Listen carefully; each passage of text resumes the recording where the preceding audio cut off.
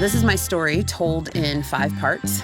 We begin with confrontation, an examination of the things that have contributed to my pain, creation, an attempt to understand the various ways that pain has manifested in my life, inspiration, which was the moment 8 years ago when I chose to begin my journey of healing, reinvention, which was what that journey looked like, as well as freedom, which I think is the place that I have arrived at in the last few years and that will eventually arrive at the end of this book and film. I believe that when we decide to heal, life meets us on that journey. And I have healed in places that I thought I would bleed forever. And I believe that you can too.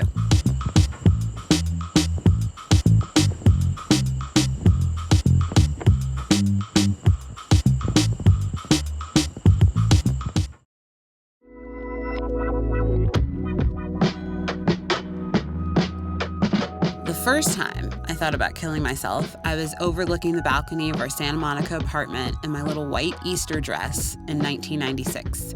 I swear that I saw Jesus Christ in the clouds that morning, and I swear he asked me to join him up there, and I nearly jumped over. The San Fernando Valley where I grew up is culturally diverse, but it's also intentionally segregated. Us Black and Brown Valley kids were either born into or moved into these environments because of our parents' efforts to access the same education and resources afforded to our counterparts. The results of this kind of sacrifice usually lead to racial trauma as much as they lead to college matriculation, and I always felt like I took up too much space. I was taller, bigger, blacker, louder than much of the world feels comfortable with even now. But my mom read me Langston Hughes and Nikki Giovanni poems, and she took me to museums and festivals and plays. She took me to her Los Angeles community college classes and told me anything was possible. She passed on her love of words and prose, and she was self-sacrificing in a way that I didn't even know the depths of yet. She made very smart decisions that she unfortunately never saw the benefits of. My father very rarely answered my phone calls, if I even had the correct number to reach him. I always joke that when I got too old and too big to be picked up is exactly when my father put me down. I learned that love comes with footnotes. I learned that love comes with invisible terms and conditions. Still, my mother Adrienne was a vibrant visionary who reverberated Black girl magic way before hashtags. She was championing natural hair and never let me get near relaxers.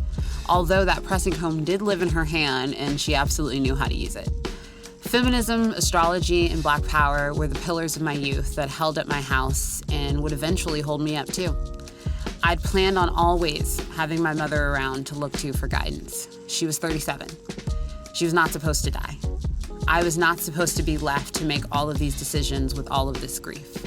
I realized after the shock wore off that I was going to have to start creating this life of mine inside of this world where my mother doesn't exist. Where I am in so much pain that sometimes I think I will explode, but somehow, some way, life has to go on. No one loves you like your mama, and with her gone, all I wanted was to feel that loved again, but that was not possible. I went searching for something, anything, to drown that pain out.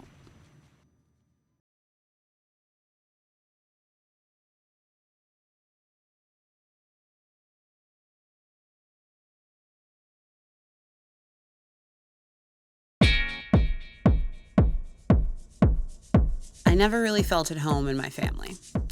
Probably because they were a reflection of me, and for a long time I hated myself. And it was easier to hate myself than it was to hate my father for not being around. It was easier to hate myself than to reject the white supremacy that framed my own self-image. It was easier to hate myself than it was to reject anti-Blackness and fat phobia. It was easier to hate myself simply because I did. I arrived in San Francisco for college longing in every way, but especially hungering for family, for a place to belong and people to belong to. I unceremoniously became a part of this family of San Francisco club kids. We would be up all night on a drug binge, pass out for 2 hours, then wake up frantically calling dealers at 10 a.m.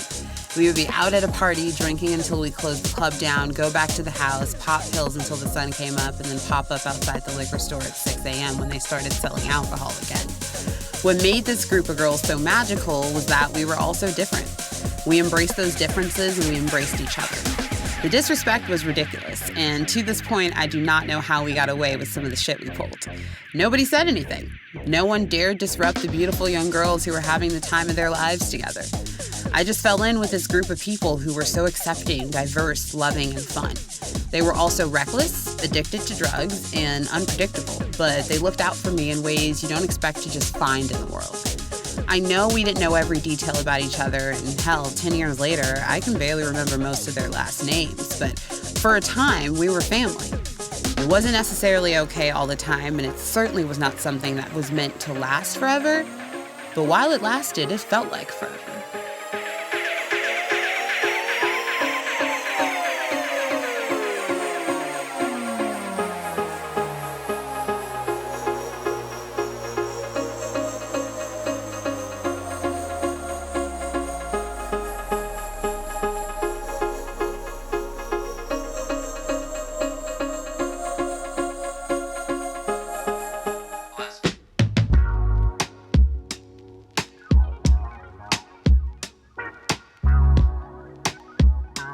And in addition to the partying and the drugs, there was also sex. Sex made me feel alive and desirable and hot, and I spent too many nights in beds that I was in for all the wrong reasons. I would have 20 minutes of sex for the 5 minutes that the guy would hold me after. I would love to say that this behavior was 1 or even a 2-year phase, but it wasn't. I was deep in my grief, and it was manifesting itself as sexual promiscuity and self-destruction.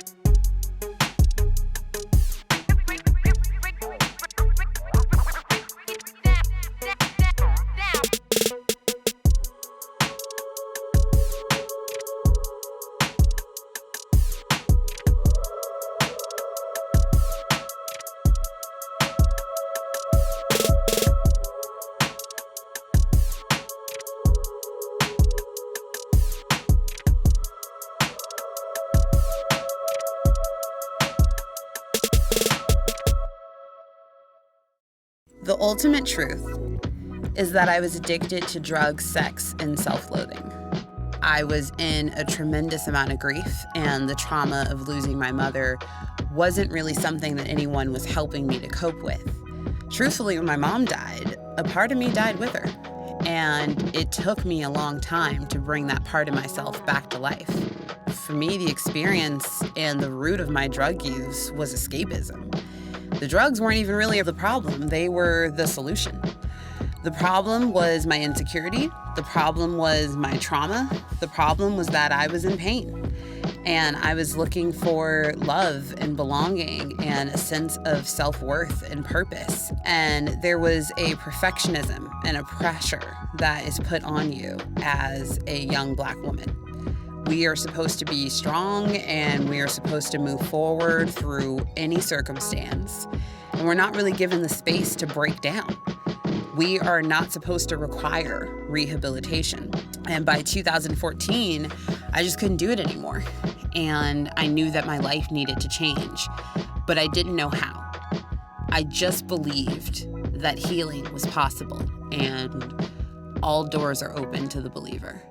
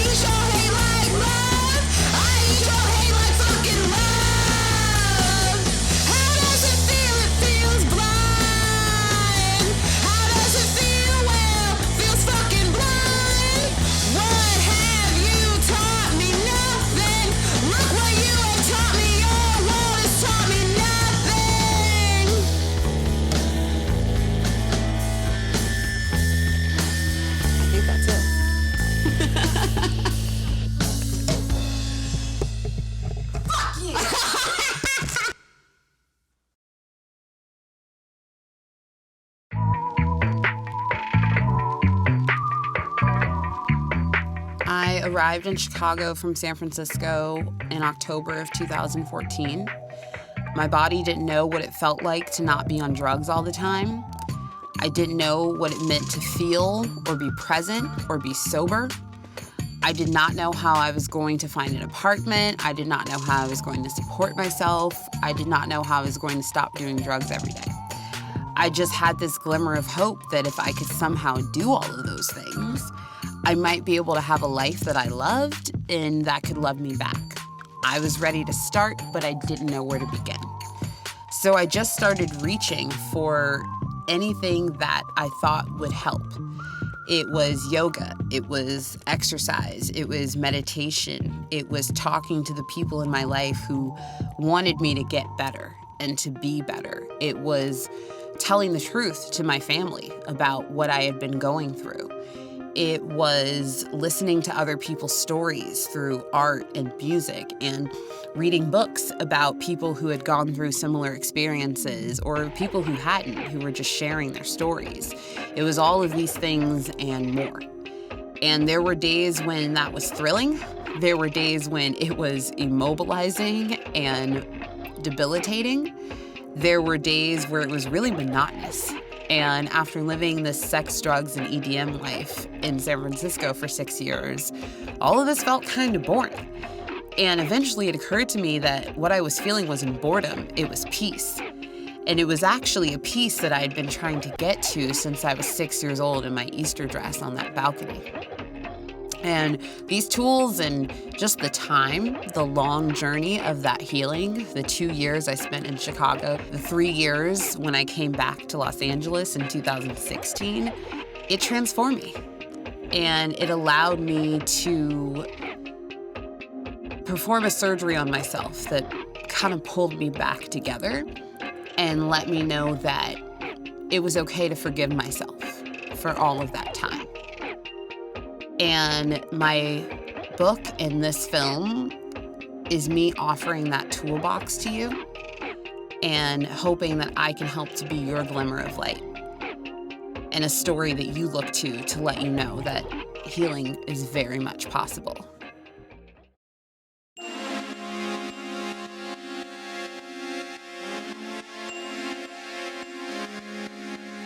In my years without a compass, I was chasing so many things when I should have been following myself. What I'm most proud of in this life is this journey that I've shared with you. I fully own my story. I overcame things that kill people every day. We call ourselves survivors because so many of us don't make it out. I get up every day now and fight. I fight depression. I fight anxiety. I fight the urge to buy an 8-ball of cocaine, lock myself in a room with it, and do it all until the bag is done. Even as I have rebuilt my life on a foundation full of wellness, faith, love, and so many other good things, I still have to fight. When our souls enter this world, all we are is flesh, blood, bone, and truth. The struggle begins as people start to tell us what our truth is, instead of listening to us as we discover it. In my childhood, as everything else blossomed, my truth diminished. I was told and believed that the truth of my blackness, my big body, my stature, my laugh, my love, my feelings, my voice, and my existence was all too much to understand. It was to be managed, to be handled. I spent years unlearning those lies and uncovering my truth so that hopefully it might take you less time. In order to get to the other side, to this side, I have had to shed so many layers that it feels like I have left more skin on the ground than all the snakes in the desert. After decades of hunger, I've become fuller than I ever thought that I could be, and I grow more each day. My healing journey has been my coming out as a human being. Nothing that I have done in this world has been harder than doing the work of my own healing. In this world, it is easier to die than it is to live. When we choose to live, we are choosing to take on the work, because anything else is not really living. Each version of myself had something to teach me. I've cried rivers, I've screamed fight songs, I've been knocked down 9 times and got up 10. I still am. I still am.